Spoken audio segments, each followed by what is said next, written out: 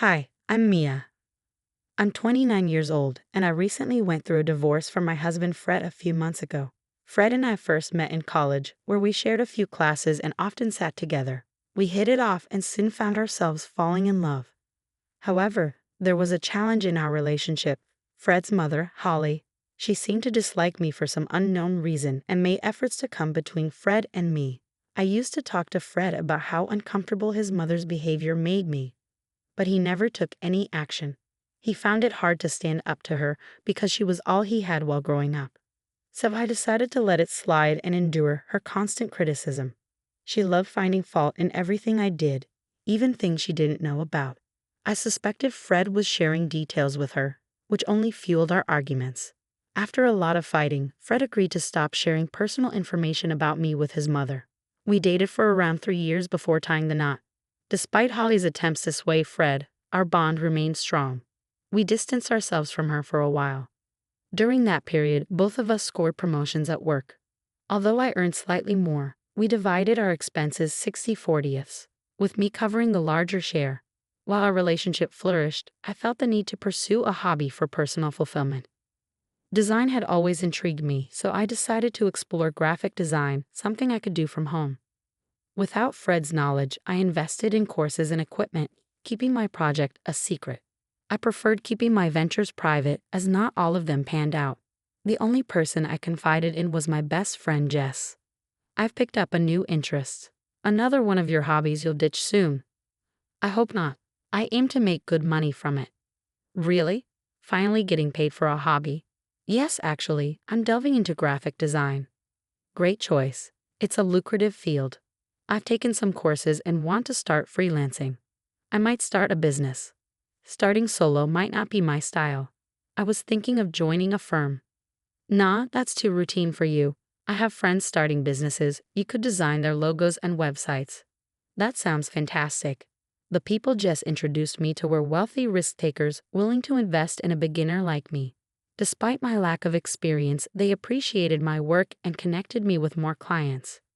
Gradually, my side hustle became a significant source of income, easing our financial strain. I started saving to surprise Fred with something special, but whenever I wanted to discuss it, he seemed distant. His behavior raised concerns, but he avoided discussing it.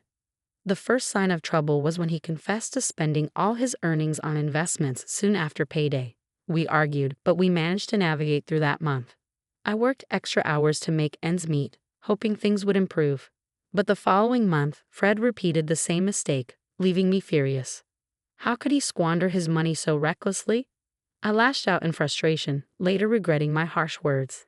I hoped it would prompt him to be more responsible. Yet when it happened again the next month, I felt drained. Despite my efforts, Fred's financial habits persisted.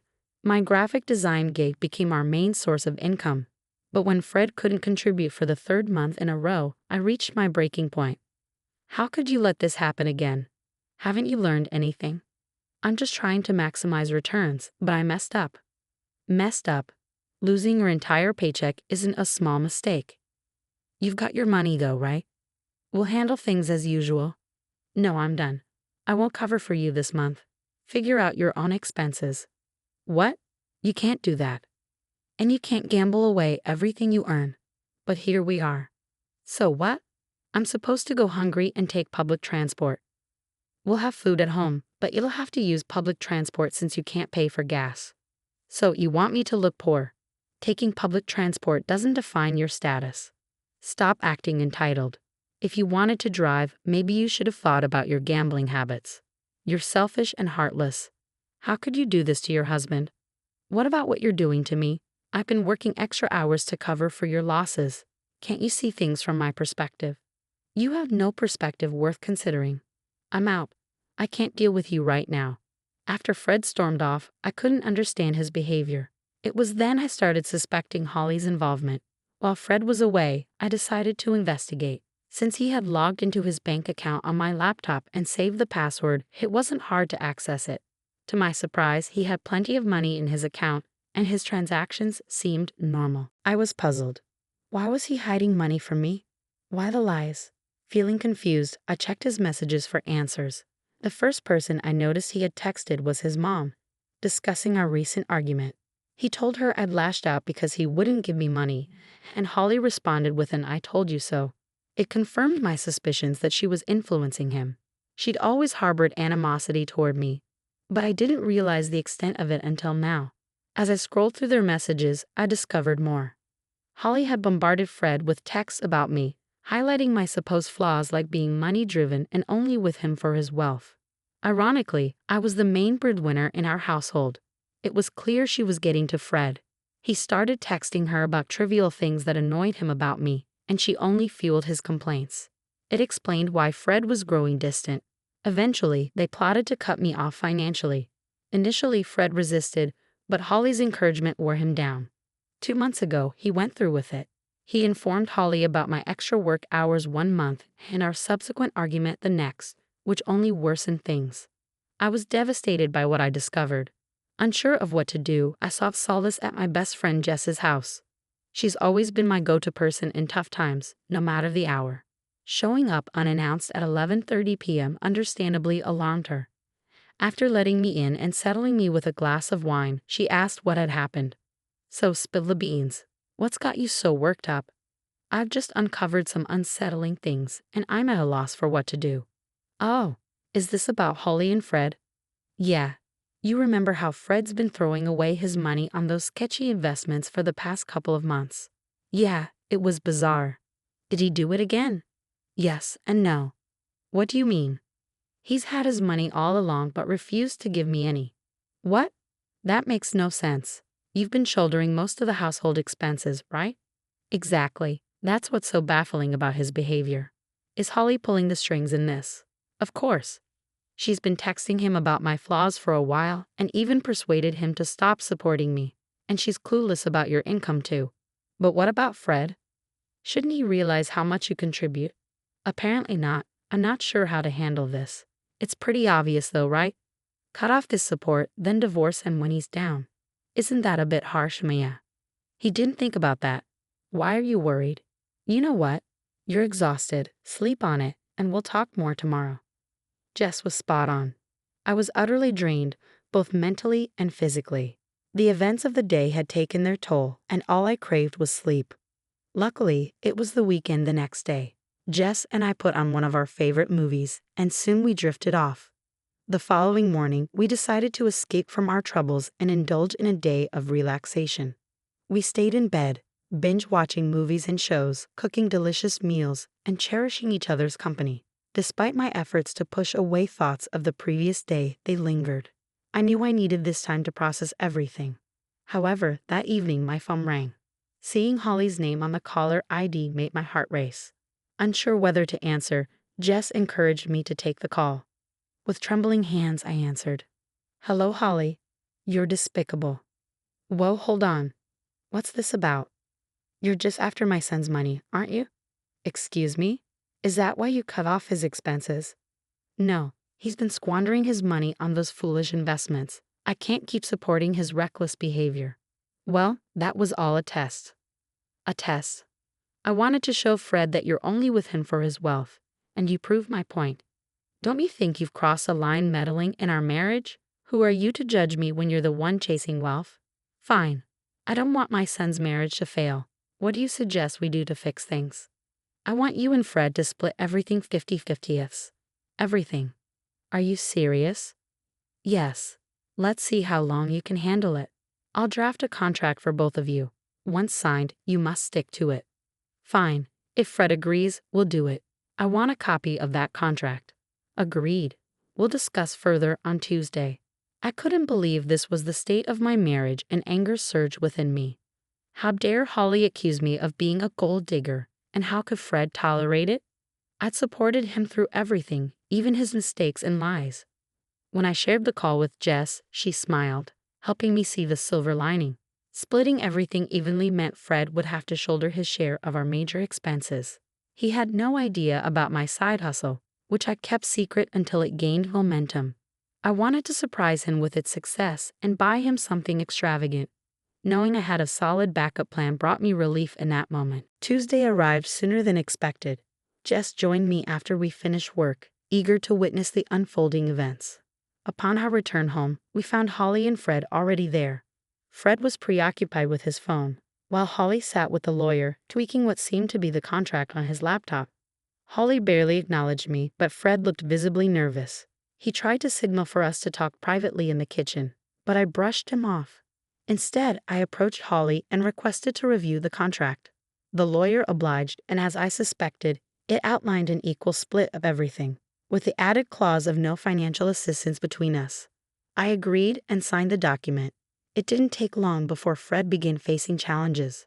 At first, Fred and I kept our distance, both unwilling to engage with someone who seemed intent on my suffering. But when you share a living space, avoiding conversation is nearly impossible. Fred made efforts to bridge the gap between us, but I initially brushed him off. Eventually, his persistence wore me down, and I reluctantly started talking to him. "Can we please talk? This silent treatment is getting us nowhere." "What exactly do you want me to say, Fred?" "I don't know, but I miss us." "Do you? Then why agree to a contract dividing our finances?" "I wanted to see if you were truly invested in our relationship. Your mother has caused so many issues between us, yet you still believe her. Is this really the best solution?" "Don't speak ill of my mother. And what money do you think I need from you?" "Look, I don't want confrontation. I'm trying to mend things. There won't be any progress until that contract is gone. It's only been 2 weeks since we signed it. I have yet to see any proof that you're not just in it for the money." "You're impossible, you know that?" "Listen, if you're struggling financially, tell me. I'll help. But wouldn't that violate the contract? Besides, I don't want to be accused of breaking it." "Why are you making this so hard? You're the one who created this mess. Can't we just be civil?" "Fine." I could see Fred wrestling with conflicting influences, the beliefs instilled by Holly versus his original values. The Fred I married would never have made such foolish decisions that could harm me. Yet, here he was, obedient to every word from his mother, a decision he'd come to regret. Thankfully, I'd already paid off our major loans that month, leaving Fred in a bind the following month. With my shares settled, I enjoyed financial freedom. I indulged in splurges, treating myself and Jess to lavish dinners, fine wines, museum visits, and cozy cafes, documenting our adventures on social media.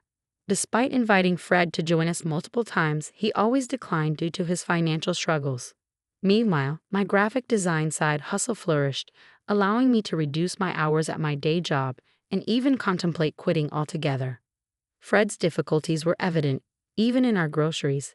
His side of the pantry and fridge often remained empty. While part of me felt sympathy, I couldn't forget that he brought this upon himself. Later, Holly showed up at our doorstep. Jess and I had just returned, so her presence caught me off guard. "Hey Holly, what brings you here?" "Don't act innocent. I know what you've been up to, and I'm calling the cops." "Pardon me? What are you talking about?" "You've been robbing Fred, haven't you?" "Why on earth would I do that?" "Because you're seeking revenge. You're not happy about that contract he made you sign. My poor son has been struggling all month while you're out living it up on his dime. Firstly, your son doesn't have any money for me to steal. Yes, I despise the contract, but let's not forget who's truly responsible for it.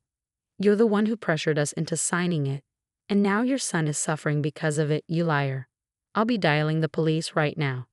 "Go ahead. I haven't taken a penny from your son." "How do you have so much money then? Your job doesn't pay that much more than Fred's, and he mentioned you've cut back on hours." "I have another business on the side, a graphic design venture. I intended to surprise Fred with it until you filled his head with nonsense. You started a business without telling me. I plan to buy you a car with the money I earned. How much do you make from it?" "More than you think. You lied. I didn't do anything wrong. I was trying to do something nice, and you ruined it. Since you care so much about your son, maybe you should support him."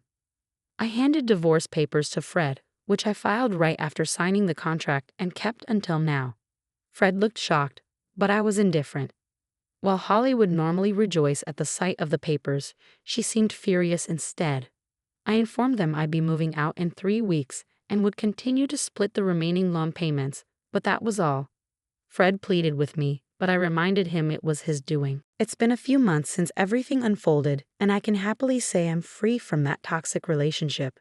Holly tried to contest the divorce, but with our assets separated by the contract, there was little for Fred to gain. In fact, he ended up losing more money, struggling to keep up with the mortgage payments. We sold the house, and he moved back in with his mother. Meanwhile, my life has taken a positive turn. My business is thriving, and I've had the opportunity to collaborate with major brands. It's been a blissful and fulfilling time for me. I'm grateful I had something to rely on, or I might have ended up in Fred's situation. I hope he learns from this experience, but ultimately, it's not my concern.